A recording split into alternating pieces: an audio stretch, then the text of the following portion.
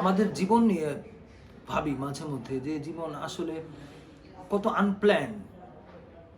আমি আসলে ছোটবেলায় জানতাম না যে আমি আজকে এখানে বসে এরকম একটা পেন্টিং করব। আমি জানতাম না কোথায় মৈত্রী কে ছিল, কোথায় দুই শহরে দুজন বড় হয়েছি, দুই এলাকাতে একই শহরে চিনতাম না, এক এক হলাম। আমার বন্ধু বান্ধব, নতুন নতুন কলিগ, কাউকেই অনেক চিনতাম না, কিন্তু তারাই এখন মিনিংফুলি ডে টু ডে লাইফের পার্ট। তো এটাই জীবন আসলে। এবং এটা আমি আজকে এই পেন্টিংটা করতে করতে হঠাৎ আমার মনে হচ্ছিল এইসব কথা, যে পেন্টিং আমি আসলে করি যে একটা কনসেপ্ট বা থট থেকে, ফিলিং থেকে শুরু করি, কিন্তু এক্স্যাক্টলি জানি না যে কোথায় গিয়ে শেষ হবে। ঠিক অনেকটা আমার লাইফের মতো। আর এটাই সম্ভবত আর্কিটেক্ট বা ইঞ্জিনিয়ারদের সাথে আর্টিস্টদের পার্থক্য। আর্কিটেক্ট ইঞ্জিনিয়াররা এক্স্যাক্টলি জানে, তারা যখন ব্লু প্রিন্ট তৈরি করে তখন থেকে জানে এক্স্যাক্টলি জিনিসটা কিভাবে শেষ হবে। পৃথিবীতে অনেক আর্টিস্ট আছেন আসলে যারা অনেক শার্প, যারা অনেক গোল ওরিয়েন্টেড, তারা জানেন তারা কোথায় যেতে চান, তারা জানেন তারা অডিয়েন্সকে এক্স্যাক্টলি কি এক্সপিরিয়েন্সটা দেখাতে চান। আবার আমার মতো নিশ্চয়ই অনেক অনেক বিশেষ পেইন্টার বা আর্টিস্ট আছেন যারা যারা অনেক বেশি ইনটুইটিভ, অনেক বেশি এক্সপ্রেশনিস্ট আসলে। আমি আমি নিজেও সবসময় চিন্তা করি, প্রথমে একটা কিছু নিয়ে শুরু করি, তারপর করতে করতে যখন একটা রঙের উপর একটা রং, একটা প্যাটার্ন বা একটা শেপের সাথে একটা শেপ পড়ার পর মনে হয় না এদিকে যাই, এদিকে যাই, এভাবে করি। করতে করতে শুরুতে যেই কনসেপ্টটা থাকে তার থেকে বেশ খানিকটা সরে যায় অনেক সময়। তো জীবনের ব্যাপারেও আমি দেখছি যে তাই আসলে জীবন আমরা কত কম কন্ট্রোল করি।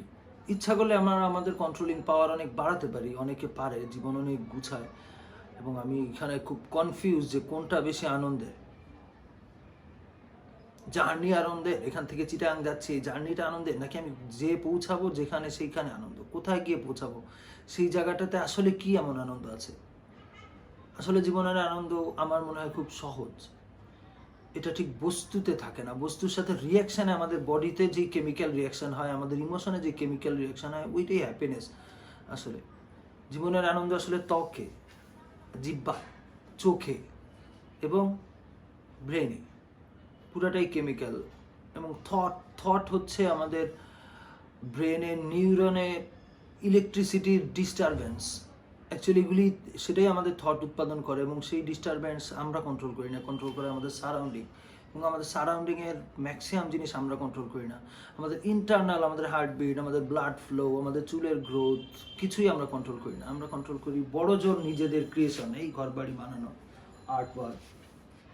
যেমন এই আর্ট ওয়ার্ক, এই পেন্টিংটা করার শুরুতে আমি ভাবছিলাম যে এরকম শার্প লাইন, এরকম কৌণিক অনেক শেপ, অনেক প্যাটার্ন, অনেক জাঙ্ক জিনিসপত্র, অনেক রাফ, এবং তার ভিতরে একটা হিউম্যানয়েড বা অ্যান্ড্রয়েড বা সাইবর্গ টাইপের একটা ফিগার বসে বসে কবিতা পড়ছে। আমি ভাবছিলাম বৈষ্ণব পদাবলী দিব, কিন্তু এখন ভাবছি যে যে কোনো কবিতা হতে পারে। কারণ আমরা একদিক দিয়ে টেকনোলজি ডেভেলপমেন্টের সাথে সাথে অনেক বেশি অতি মানব হয়ে যাচ্ছি, আবার আরেক দিক দিয়ে অতি নিম্নমানের মানব হয়ে যাচ্ছি। এর মাঝখানে আমরা খুব কষ্ট করে চেষ্টা করছি যে মানুষ থাকতে। এবং আমার একটা বিশ্বাস যে কবিতা, আর্ট ফর্ম, সিনেমা, মিউজিক, এটা কিপ আস হিউম্যান, আমাদের মানুষ রাখে, আমাদের ফিলিংটাকে বারবার নাড়াচাড়া দেয়। একটা ডাইনি যেমন তার হাড়ির পাচনে নানান রকম মন্ত্র দিয়ে নাড়তে থাকে, সেটা একটা কিছু হয়, একটা জাদুর মতো কাজ করে। এই সারাউন্ডিংয়ের নানান ইনফরমেশনের মধ্যে আর্ট, বিউটি এবং নানান ধরনের ইমোশনাল জিনিসপত্র, সেগুলি আমাদের মনের মধ্যে সেরকম একটা পাচন তৈরি করে, আমাদের মধ্যে একটা ম্যাজিক ঘটে, যে ম্যাজিকটার কারণে আমরা লাইফ ভালোবাসি। এবং মেশিনের থেকে পার্থক্য হচ্ছে আমাদেরকে সেপারেট রাখে, হচ্ছে পশুর থেকে সেপারেট রাখে হচ্ছে আর্ট ওয়ার্ক। না সব ধরনের আর্ট না, কিন্তু সামহাও আমি চেষ্টা করি এমন ধরনের আর্ট তৈরি করতে যেটা আমাদের কোনো না কোনোভাবে আমাকে মানুষ রাখে। তো আজকে এটাই চিন্তা করছিলাম যে লাইফে আসলে কি পাওয়ার আছে। ফ্রাস্ট্রেশন, ফ্রাস্ট্রেশন জিনিসটা আমার সম্ভবত ডিকশনারিতেই নাই, কারণ ফ্রাস্ট্রেটেড হওয়ার মতো তেমন কারণও নাই। আমার লাইফে এত ফ্রেন্ডস, এত সবার সাথে আমার যোগাযোগ নাই, সবাই আমাকে স্বার্থপর মনে করে, আমার এত বন্ধু, এত সহকর্মী, এত চমৎকার চমৎকার সহকর্মী, আমার ফ্যামিলি মেম্বার্স সবার কাছ থেকে এত বেশি পেয়েছে, এত বেশি ইমোশনাল সাপোর্ট এবং ভালোবাসা, এবং এটা আসলে নিজে মনে হয় যে আমার জীবনটা অনেক আনন্দের। আমি যেন একটা হলুদ সরিষা ক্ষেত, ফুলে ভরা সরিষা ক্ষেতের মধ্যে একটা মাত্র মৌমাছি, খালি মধু আর মধু। এর মধ্যে পেইন যে নাই তা না, অবশ্যই পেইন হচ্ছে মানুষের অ্যাটিটিউড। মানুষ ইচ্ছাকৃতভাবে আহত করে, বা কিন্তু তখন আমরা বুঝে নেই যে মানুষ আসলে কম্পিটিশন এই লাইফের কোর। মানুষ সবসময় কোনো না কোনোভাবে এক ধাপ আগায় থাকতে চায়, বুঝিয়ে দিতে চায় যে না তুমি এখনো ছোট, না আমি তোমার থেকে বেটার আছি। মানে আপনি যদি বলেন যে আমি বেড়াতে গেলাম অমুক জায়গায়, সাথে সাথে বলবো "ও, তুমি তাহলে অমুক জায়গায় গেছো, ওই জায়গায় তো যাও নাই, এইটা তো দেখো নাই"। সে সামহাও জিততে চায়, মানুষ সবসময় জিততে চায়। তো এইটা মানুষের স্বভাব।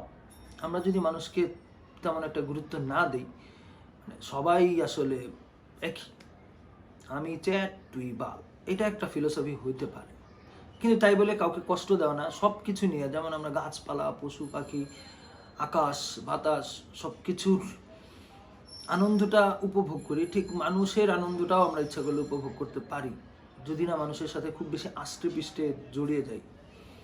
সেজন্য অ্যাফেকশনেটলি ডিটাচড কথাটা আমার খুব ভালো লাগে, যে সব কিছুর মধ্যে আছি, আবার সব কিছু থেকে আমি সেপারেট।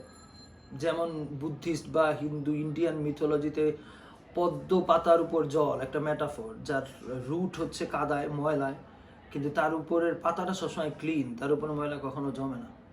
তা আমরা প্র্যাকটিস করলে হয়তো এই অ্যাফেকশনেটলি ডিটাচড ব্যাপারটা আমরা রপ্ত করতে পারি। আমরা যতই নোংরা হই, আমরা যতই ডার্ক থট থাকুক আমাদের, বা মানুষ আমাদের যতই হার্ট করুক, কিন্তু কোথাও না কোথাও আমার সেলফ, আমার আত্মা ক্লিন। আসলে কোথাও না কোথাও আমি যখন একা, আমি তখন পবিত্র, আমি তখন মোর লাইক গডের কাছাকাছি। আমি অবশ্য আমার গডের এবং ঈশ্বরের বা আল্লাহর বিলিফ সম্পূর্ণ ডিফারেন্ট, এটা আমার সম্পূর্ণ নিজের, সেটাও পরিষ্কার না। আমার যেমন প্রত্যেকটা আর্টওয়ার্কের সম্পর্কে আমি পরিষ্কার ধারণা নাই, আমার কোনো কনসেপ্ট সম্পর্কে পরিষ্কার ধারণা নাই। পরিষ্কার ধারণা থাকে সায়েন্টিস্টদের, এবং তারপরেও তারা এক পর্যায়ে বলে যে আমরা এতটুকুই জানি, কারণ এতটুকুই রিপিটেডলি এক্সপেরিমেন্টে প্রমাণিত।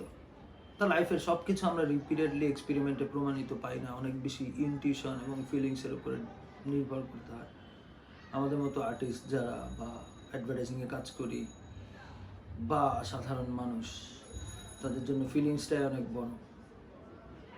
আজকে কোনো কারণ নাই, তাও মনে হচ্ছে জন্মদিন, একটা বছর চলে গেল, দিন দিন বুড়ো হয়ে যাচ্ছি, এইটা একটা ইমোশন।